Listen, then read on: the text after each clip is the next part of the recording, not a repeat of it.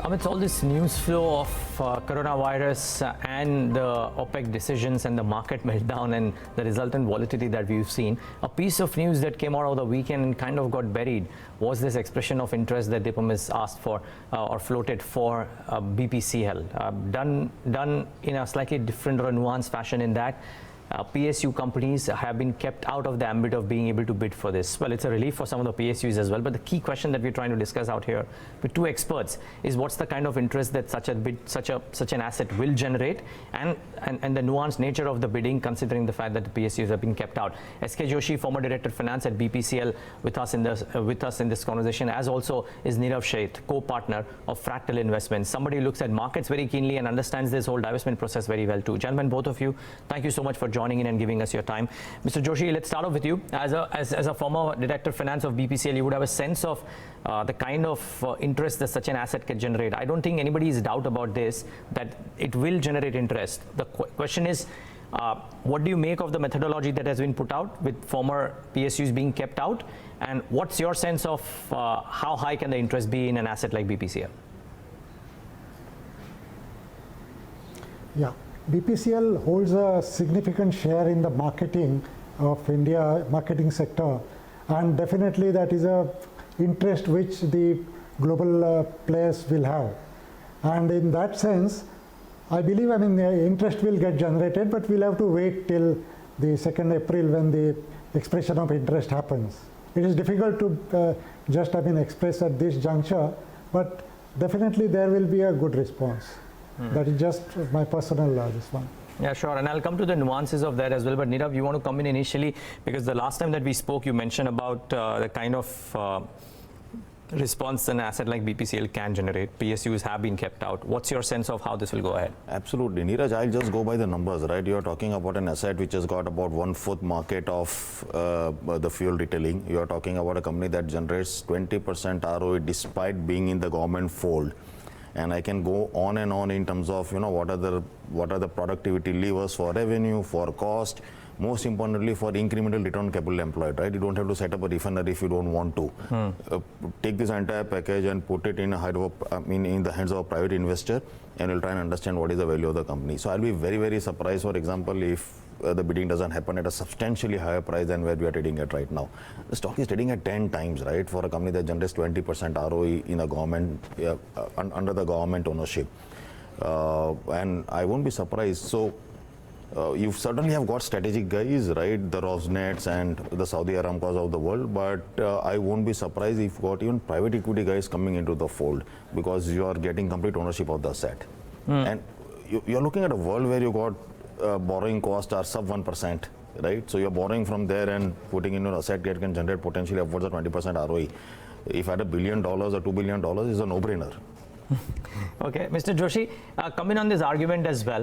A lot of people have put forth the point that in the case of some strategic assets in the PSU space which have got a moat around themselves, it's a bit of a no-brainer, because once in private hands, the asset can actually run a lot more efficiently. To your mind, as somebody who's run the financial operations of BPCL for a number of years, is there a lot of water in that argument that the way BPCL has performed thus far, it can perform much better, maybe 50 to 100% better, or maybe even higher once in private hands? And would that be a factor to your mind that potential bidders could have in mind when they come in for bidding for such an asset? Yeah, if you look at the BPC, it has gone through various transformations in the past few decades. And you will see that the BPC's brands are also very powerful. That is why it generates today returns of that magnitude. And the main interest will be for a crude producer to link with, because future having a handle on the fuel retailing will be a huge advantage.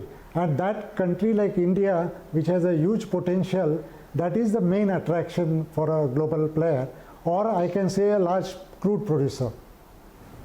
So you would reckon that the bidding could well be done, Mr. Joshi, not on the basis of what the current financials would suggest, and a lot of people would argue that even on that front, maybe because of the overhangs, BPCL has been a bit undervalued, but on the future potential, and therefore the quantum of bidding could be much higher than what the current numbers would suggest? Well, I mean, the aggressiveness of the bidding will also have an impact as far as the pricing and premium is concerned. So we'll have to just wait that what response, global response we get, and that aggressiveness will be a one significant factor. As far as BPCL has very good assets across the country and refining facilities, also infrastructure. So in that sense, it is an attractive, attractive target object, and surely it should generate a good response from the bidders.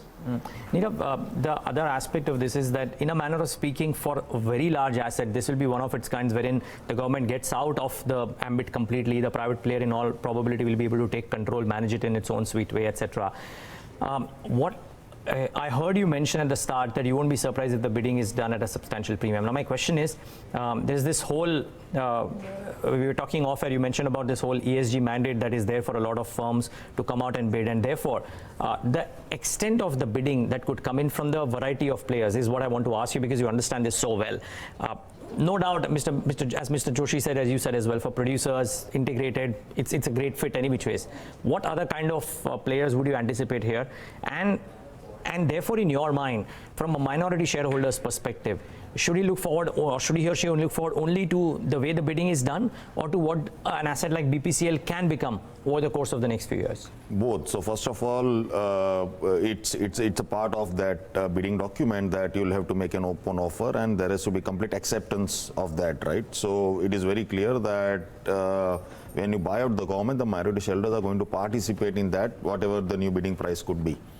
And secondly, again, like I said, more importantly, you will also benefit from the fact that the company will get re-rated, given the fact that it moves into private ownership. And private ownership also means that you will have far better returns on incremental capital deployed. I'm just giving an example, not that I understand this space very well, but then if you historically look at BPCL, which is rather efficiently run company, it's got GRMs about $5, right?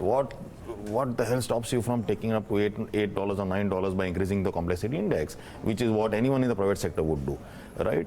Or let's say, for example, you can have differential pricing in some of the petrol pumps that you've got in cities vis-a-vis what you've got on the highways, right? Because that is exactly what allows you to capitalize on the assets that you've got, right? Or better employee incentivization process, and therefore improvement on the labor cost. And like I said, the list can go on and on. The only thing in terms of, because of now you got this ECG overhangs and some of the private equity guys are constrained by it, we don't really know in terms of their level of interest in participating for these kind of assets, right? Not all of them will be there, but otherwise outside that, I think that this is a seriously a powerful asset that will be up for grabs. You reckon that for a minority investor, it might be prudent, looking at the valuations currently and looking at the way BPCL is moving, which is likely to be privatized, it might actually make sense to stay invested, make large fresh investments in as well? 110%, in a sense that, see, when you look at the stock market, you can only look at what is the level of downside and what is the level of upside, right? I'm saying irrespective of what happens to coronavirus outbreak, right? What is the downside, what is the downside in the stock? Given the fact that you got an event, and given the fact that there's a high probability that the bidding will happen at a strike price which is higher than what the market price is, substantially higher. Okay. Mr. Joshi, one final question, sir. In that so many people believe that there are levers within the company to anyways crank up a lot of operational efficiencies and otherwise. To your mind, what is the easiest things that people should look forward to? I mean, because when people make their Excel sheets and try and pencil in certain estimates of what a company can do in private hands versus what the company can do by being a PSU, what are the easiest things that you think will happen or could happen once in private hands, which will lead the numbers higher than what they are right now? Just some basic numbers, sir. See, we have to look at who is emerging as a winner in this bidding process, and what kind of a consortium, whether it is a single party bidding or a consortium or in a unison they are bidding. So that also needs to be looked at, and how the company will be run here in India. That is important. And as I said, the company is already efficient, and in that sense, we need to look at which winner is emerging from this bidding process, and what kind of a management and how they position to run the BPCL in India, that will matter most. You reckon a producer with some interest would be the best possible fit for this one, Mr. Joshi? Or would private equity firms coming in and taking in an asset which is so strategic in nature be equally prudent? From a minority shareholder's perspective, I'm trying to figure out, sir. Yeah, one is minority shareholders' point of view, but if you look at if a large producer comes in, that happens a integration, global integration. If you remember 45 years back when Burma Shell was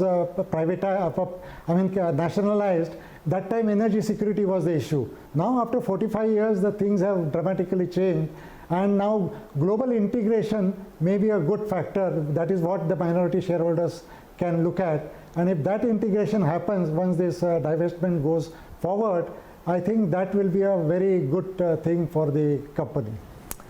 Okay, Mr. Joshi, we'll leave it at that. Thank you so much for speaking to us today and giving us your thoughts. Nirav, thanks so much for joining in on this conversation as well. Viewers, that's as far as the strategic divestment of BPCL. Big news came over the weekend, a small slice of what one can expect. Let's see how the bids go.